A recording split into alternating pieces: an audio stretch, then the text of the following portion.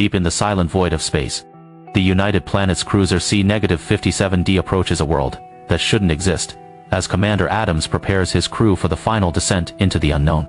The ship prepares to decelerate from light speed, a violent process where crewmen are encased in green energy beams to survive the crushing gravitational forces. As the energy light pulses and the ship's internal systems scream under the pressure, the crew undergoes a physical transformation, their bodies blurring in the high-frequency vibrations. Once the transition is complete, the lights return to normal, and the battered crew emerges from their tubes, gasping for air as they face the heat of a new sun. Commander Adams checks the readings as they drop to sublight speed, witnessing the glowing orange sphere of Altair 4 growing larger in the main viewplate. Suddenly, an urgent alarm sounds as they enter the orbit of the massive red planet, a place where a prospecting party disappeared 20 years ago. Looking out at the spectacular eclipses of this strange world, Adams knows their mission is to find survivors, but the silence from the surface is deafening. As they scan the purple horizons of Altair 4, a voice finally breaks the radio silence, but it isn't a plea for help, it is a cold warning to stay away. Dr. Edward Morbius, a linguist and the only survivor of the original mission, tells them he needs no assistance and that the planet is far too dangerous for landing. Defying the warning, the silver disc-shaped ship plunges through the atmosphere, descending toward the desolate desert surface as the crew prepares for a hostile environment. With the atmosphere containing high oxygen and the gravity shifting, the crew checks their equipment while the ship maneuvers over the jagged, rocky terrain.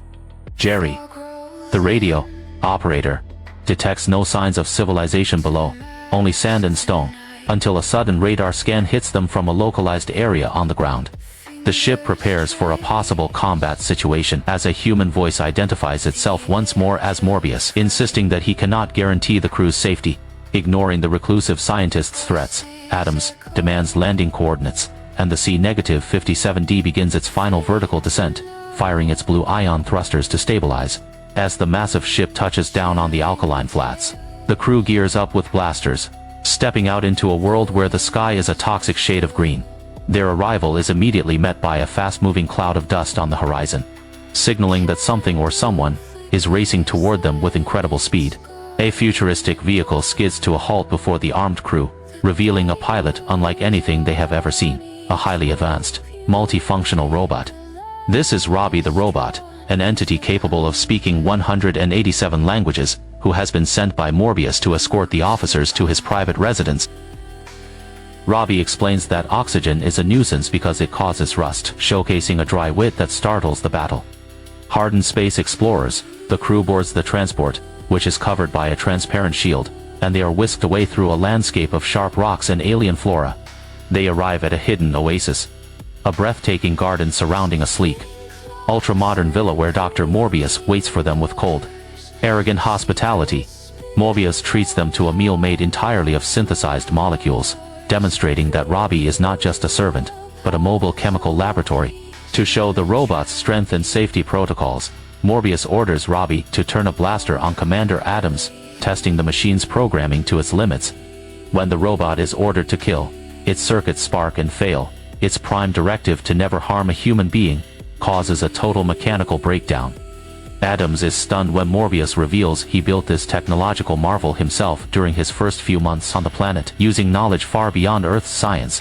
The tension rises when Morbius seals the house with massive steel shutters, claiming they are for security, though the threat remains unidentified. Finally, the truth comes out. The rest of the expedition was torn apart by an invisible force, a planetary power that only Morbius and his wife seemed immune to. While the men discuss the mystery, Adams meets Morbius's daughter, Altaira, a young woman who has never seen another man besides her father. Jerry tries to charm the naive girl, warning her that Commander Adams is a dangerous man, unaware that his words will only pique her curiosity about the captain. Morbius catches them and reminds Altaira of her freedom, while the officers watch her interact with the local wildlife, including a tiger that acts like a house cat. But the peace is shattered when the ship's cook makes a secret deal with Robbie to synthesize a massive supply of bootleg bourbon. The robot analyzes the alcohol molecule by molecule, promising the ecstatic cook 60 gallons of the fiery liquid by morning. Back at the ship, a crisis unfolds as an invisible intruder breaches the airlock, opening doors and dismantling vital equipment without making a sound. Adams interrogates the guards, who swear they saw nothing but heard a heavy, rhythmic breathing, as a critical frequency modulator was crushed into scrap metal. As the camp goes into high alert, Adams encounters Altaira swimming in a crystal pool, her innocence clashing with his rigid military discipline. After a heated argument about her revealing clothes, a romantic spark ignites, and Adams shares a kiss with her under the alien trees. The moment is cut short by a roaring tiger that suddenly turns feral, forcing Adams to disintegrate the beast with his pulse pistol. Seeking answers, the officers force their way into Morbius's private study, discovering notes on a language that predates human history. Morbius reveals the source of his power, the Krell, an ancient race that vanished in a single night despite being a million years ahead of humanity. He leads them deep underground to a laboratory built of a metal so dense that even a direct blaster hit cannot leave a mark or generate heat. Morbius demonstrates a plastic educator, a machine designed to test Krell children, which projects three-dimensional thoughts directly from the user's mind. He reveals that his own IQ was doubled by the machine, a process that nearly killed him but allowed him to understand the Krell's final project. The magnitude of the discovery is revealed as they board a shuttle and descend into the planetary core, seeing a machine that spans 20 miles on each side.